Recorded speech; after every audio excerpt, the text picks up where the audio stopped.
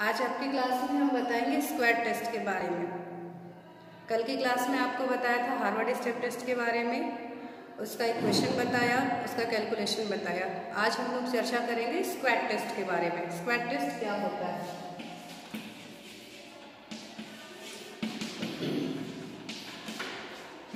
Squat test दो प्रकार का होता है।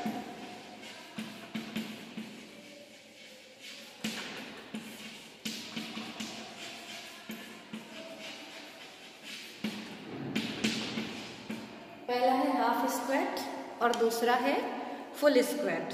स्क्वाट हम लोग बचपन से ही करते आए हैं, लेकिन बचपन में इसका नाम हम लोग स्क्वाट नहीं जानते थे। हम लोग एक सजा के तौर पे इसको जानते थे, जिसको हम लोग कहते थे उठक बैठक करना। किसी भी बच्चे से कोई गलती हुई, उसको 5 बार उठक बैठक करने को बोल दो, 10 बार उठक बैठक करने को बोल दो। किसी ने शरारत की, पूरा बैठ के नहीं उठ रहा है, आधा बैठा आधा खड़ा हो गया, तो हम लोग उसको डांटेंगे कि अरे ये तुमने पूरा नहीं किया। तो जो बेसिक स्क्वाट होते हैं वो हमारे यही दो प्रकार के होते हैं, हाफ स्क्वाट और फुल स्क्वाट। जब हम बॉडी को अपने बेंड करेंगे और आधा बैठ करके उठेंगे ऐसे, तो वो हाफ स्क्वाट में जाता है, जिसमें हमारा नी और बैक पोर्शन बिल्कुल पैरेलल कंडीशन में होता है। आधा हम बैठते हैं चेयर के बराबर, जो हमारे कॉलेज की चेयर है लकड़ी वाली, उसके बराबर की सीटिंग में जब हम पैर पे जोर दे के आधा बैठते हैं, वो हमारा हाफ स्क्वाट होता है। और जब हम पंजे के बल पूरा बैठते हैं, पैर हमारा उतना फैला होना चाहिए, उतना डिस्टेंस होना चाहिए जो कंधे की दूरी होती है हमारे, उतना बराबर पैर फैला करके, और जब हम बैठते हैं तो वो हमारा फुल स्क्वाट होता है। ये कॉमन स्क्वाट होते हैं हाफ एंड फुल के।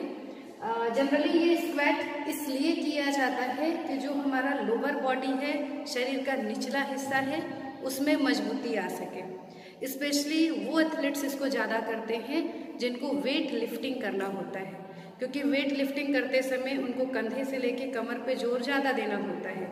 इसलिए अगर उनके पैरों में, उनके घुटनों में, उनके थाइस में स्ट्रॉन्गनेस होगी, मजबूती ज़्यादा होगी, तो ज़्यादा अच्छे से वो ज़्यादा से ज़्यादा वेट अपने ऊपर ले पाएंगे। तो महिलाओं और पुरुषों का जो स्क्वाट्स रेट होता है वो अलग अलग होता है। अभी आपको प्रोवाइड कराया जाएगा आपके ग्रुप में कि इनका रेट क्या होता है, कैसे किया जाता है। फिलहाल हम आपको बता दें कि हाफ और फुल स्क्वाट दो प्रकार के होते हैं, और ये पैरों की मजबूती के लिए होता है। कुछ चीज़ें हम आपको और भी बताना चाह रहे हैं पढ़ के कैसे किया जाता है ये। चूँकि ये एक्सरसाइज है, इसलिए आपको इसमें थ्योरी मटेरियल बहुत ज़्यादा नहीं मिलेगा। ऐसे तो स्क्वाट्स के अगर आप टाइप ढूंढेंगे नेट पे तो आपको बहुत सारे प्रकार मिलेंगे, लेकिन बेसिक यही दो होते हैं, half and full. Stand with your fit just wider than shoulder wides, toe turned slightly out, bend your elbow and clasp your hand in front of your chest. If you were able to squat that low without your knees caving in towards each other, you're cleared to do externally loaded squats. आपको जब squat करना होता है तो सबसे important जो चीज़ होती है, जो एक्सरसाइज करने के लिए, कंधे की जो आपकी चौड़ाई है हर एक व्यक्ति की अलग अलग होती है, उसके बराबर पैरों को खोलना होता है। ठीक है, पैर आप खोल लीजिए कंधे के बराबर, और उतना करने के बाद, इतना करने के बाद हम थोड़ा सा आपको करके दिखाएंगे, क्योंकि साड़ी में उतना परफेक्ट करना पॉसिबल नहीं है, फिर भी हम करके आपको दिखाएंगे।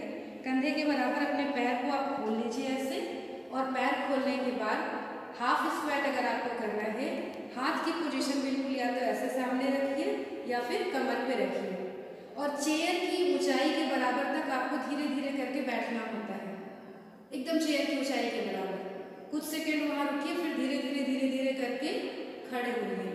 अगर आप ये एक्सरसाइज प्रतिदिन करते हैं, 1 minute, 1.5 minute, 2 minute, gradually improve करते हैं, तो यहाँ से लेकर के घुटने का जो पोर्शन होता है इसमें मजबूती ज़्यादा आती है, और इसके साथ साथ आपके हार्ट और फेफड़ा में भी मजबूती आती है। फुल स्क्वाट जब करना होता है, हम लोग जो पुरानी स्टाइल होती है वो क्या करते हैं, फट से ऐसे बैठ के फट से उठ जाएंगे, ऐसे नहीं होता है। जब आप स्टार्ट करते हो तो आपको बहुत स्लोली वैसे ही पैर आप फैलाइए, हाथ को सीधे रखिए या कमर पे रखिए, और धीरे धीरे धीरे धीरे धीरे करके एकदम स्लोली स्लोली पूरा बैठिए, और बिल्कुल आराम से पंजे आपके पीछे की एड़ी आपके आपकी बाहर साइड में होनी चाहिए और पूरा बिल्कुल आराम से बैठे, या तो ऐसे या फिर इस पोजीशन में, और ऐसे ही फिर धीरे धीरे करके उठना होता है।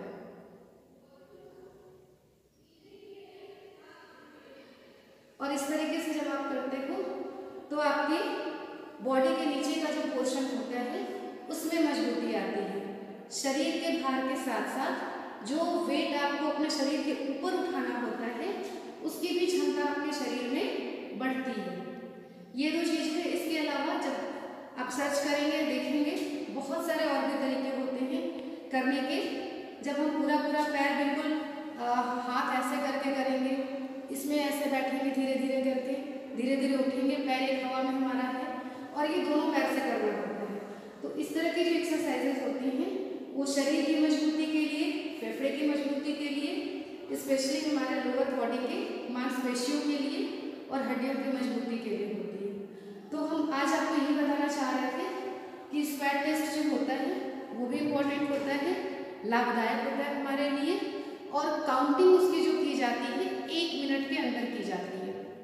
जैसे अगर कोई व्यक्ति है मेल या फीमेल, उनका जो बेसिक रेट डिसाइडेड होता है स्क्वाट करने का, उसके अकॉर्डिंग, उनके बॉडी वेट के अकॉर्डिंग कि वजन इतना है शरीर का और आयु 20 से 25 वर्ष के बीच में है, तो 1 मिनट में वो कितने फुल स्क्वाट कर लेता है, कितने हाफ स्क्वाट कर लेता है, उसी के आधार पर ये डिसाइड किया जाता है कि उसका जो शारीरिक क्षमता है या वेलनेस है शरीर की वो किस कैटेगरी में आती है, गुड कंडीशन में आती है, एक्सेलेंट में आती है या पुअर में आती है।